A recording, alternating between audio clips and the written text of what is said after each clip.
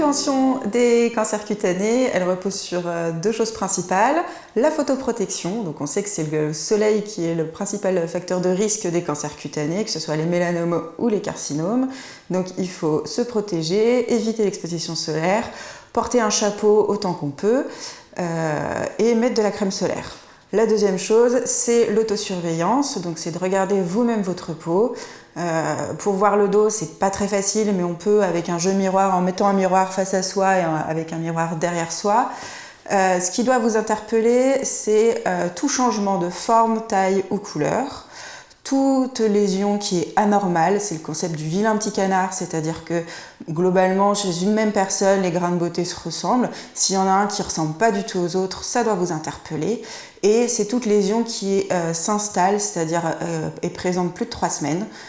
Ça doit vous interpeller aussi. Il faut savoir que les plaies qui ne cicatrisent pas au bout de 3-4 semaines doivent nécessiter une consultation auprès d'un médecin.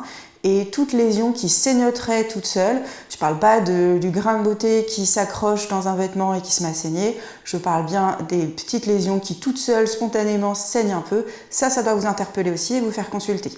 Au centre de santé, vous pouvez venir consulter n'importe quel médecin généraliste. On est 2 médecins un petit peu plus formés, le docteur Housset et moi-même docteur Bouty. Si nos collègues ont des questions ou des doutes, ils nous interpelleront ou ils vous réadresseront à nous pour qu'on vous réexamine ou qu'on fasse éventuellement un geste technique. Et tous les médecins peuvent aussi faire une téléexpertise auprès de la dermatologue qui vient à l'Île-Dieu ou d'un autre dermatologue sur le continent. Il n'y a aucun intérêt scientifique prouvé à un dépistage annuel de tous les grains de beauté. Donc ça ne sert à rien de venir faire checker ces grains de beauté.